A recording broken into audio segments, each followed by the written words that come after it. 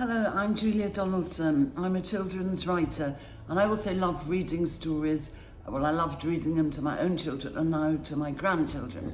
So here are my 5 top tips for engaging children who aren't so keen on reading, reluctant readers. Number 1, take them to the library.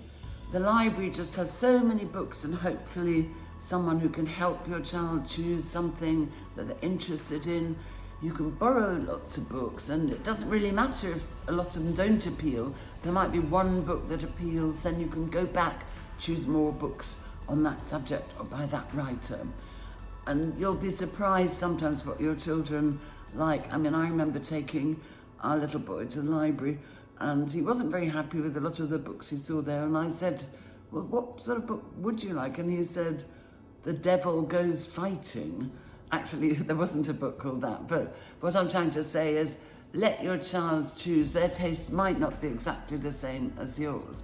My second tip is about reading aloud and starting off a book. Even if your child is capable of reading quite an easy book, if you start them off on the first chapter at least, and if it grips them, then the chances are that they'll want to carry on by themselves.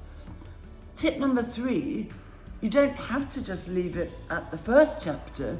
It's so enjoyable reading aloud to a child, even if they're perfectly capable of reading a book by themselves. It's a lovely thing to share a story and then you can talk about it afterwards. So just remember reading aloud is something that doesn't have to stop once they can read for themselves.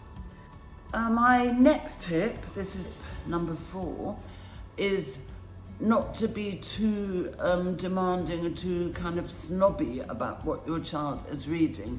Even if they want to read a book of jokes, if they want to read a comic, that's how a lot of children get into reading.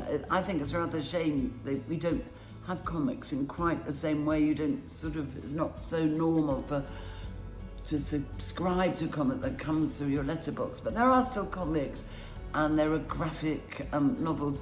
So if your child likes a book which has lots of pictures and, not so many words, don't sort of poo-poo that, because it's still reading and it might lead them on to read more demanding things eventually.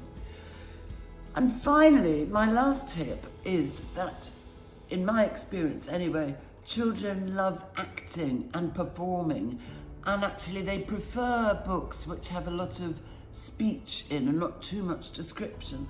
And I think some of the most fun things for children to read are plays. I've actually edited a whole series of plays called Plays to Read, written by me but also by quite a few other authors, which you can get in schools, but I think you can buy them as well for home use. And just to even read through a play a few times, then perhaps if the children are keen, put on a little performance with some very simple props. I think that makes children really get inside the characters, and especially when they have to speak in a different voice from their own voice. So plays, and remember them, a lot of people don't think of that.